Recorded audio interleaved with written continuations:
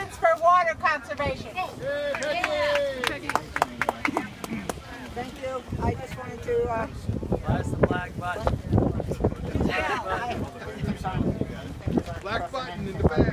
You got it. Got it? I got it? You got it. Okay. Michigan Citizens for Water Conservation is adamantly opposed to all fracking. We are working with the Committee to Ban Fracking to help get it on the ballot. We are also, of course, concerned about the frack waste.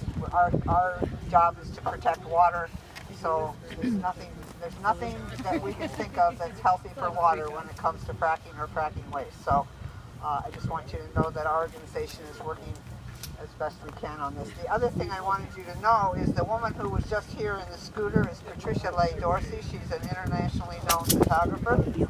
She is on a project right now taking pictures of America and what's going on in America for an international conference of photographers that's being held in Wales, and she has been given the assignment to do that. She is going to be posting on Instagram several pictures from this demonstration. She thanks us for being here, and she's been researching it, so there will be captions that will go with it, and it'll go all over the world. Awesome.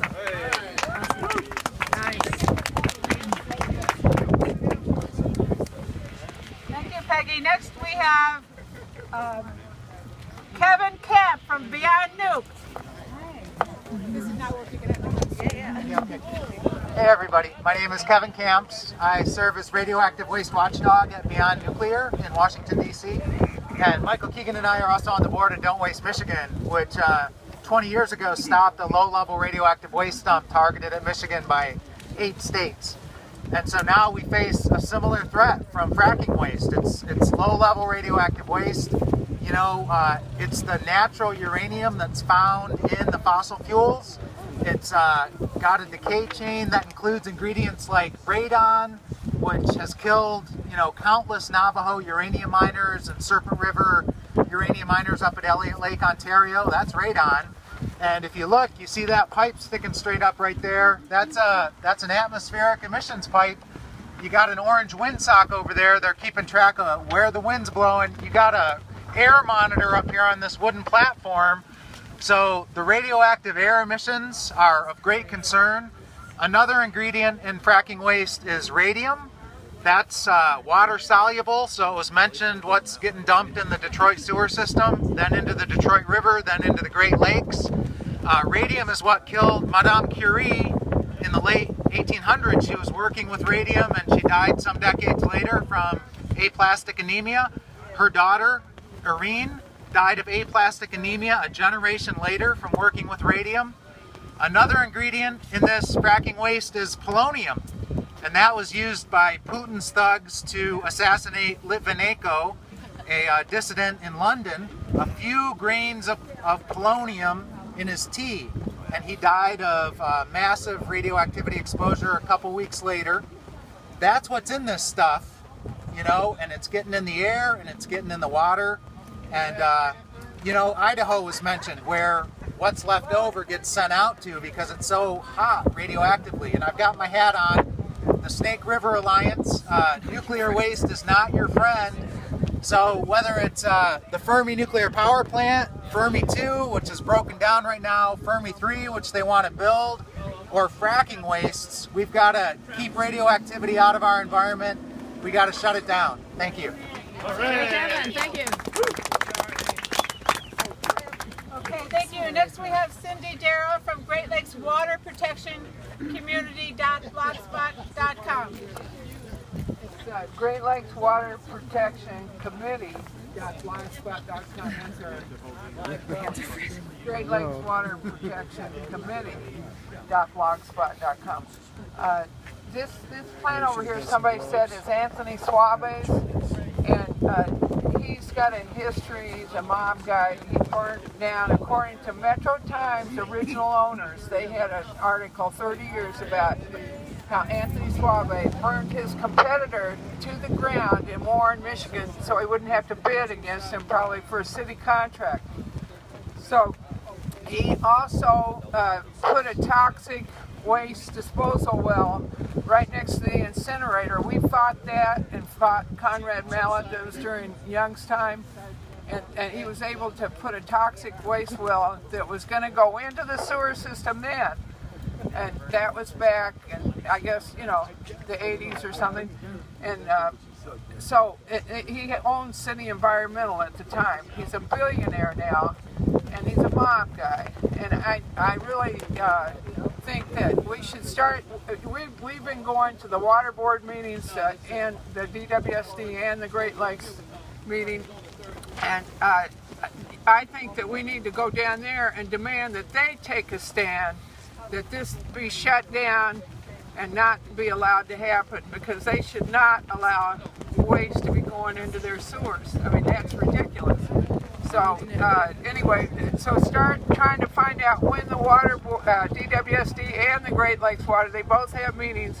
Try and get down to those meetings, and they have public comment. The first 2 minutes, and the second thing on the agenda, they'll give you 3 minutes. So if you go down there, that might, you know, and make them respond to you, because usually with public comment, they just sit there. So you want them to demand that they take action, and you want to know what their action is going to be. So anyway, keep up the fight, and we got to take back the city from the mafia. Really, that's all it is. And it's genocide. It's genocide. We'll have to get radioactive Geigers to check our water out before we drink it. Did anybody else want to speak before our last speaker? Put in a pitch for volunteers for our campaign too. I forgot to do that. That we have boards. Yes, if anybody else would like to volunteer to help collect signatures for the campaign to ban fracking and frack waste in Michigan. I will, Diane. Is it Diane? You'd like to speak? Yeah. Okay. This is Dawn DeRose. Who'd like to speak? Oh, finally. Okay. Oh, we have a reporter on hand. Whoa. All right. Cool. Let's all talk. Freelancer? Okay. Great. Great. This is actually, where's All right. Can anybody hear me? Yes. Take my hat off so they I just want to say we need to get out and get all these signatures quick. We got to get the word out that people who don't even know about fracking yet, because just like the lady from Flint said this morning on the news, you know, the kids that have been contaminated with lead in the water system already are going to have problems for the rest of their lives.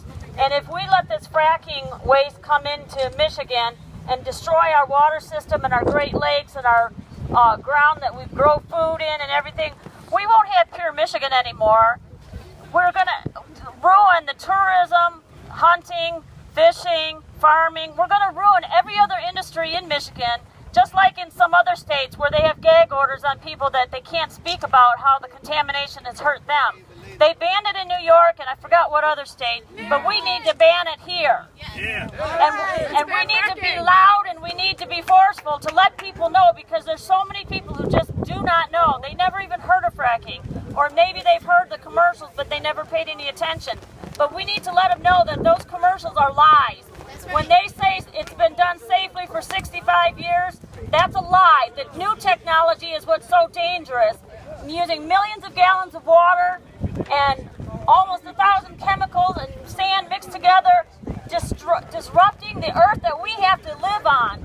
And we don't need erosion and earthquakes and sinkholes and things like that. We need to let people know before we have to deal with the consequences. Just like the tobacco industry said, oh, cigarettes are not harmful. And how many decades later and how many people died because of it? We need to let people know about fracking now and make sure that we stop this before it gets out of hand. That's right. Thanks.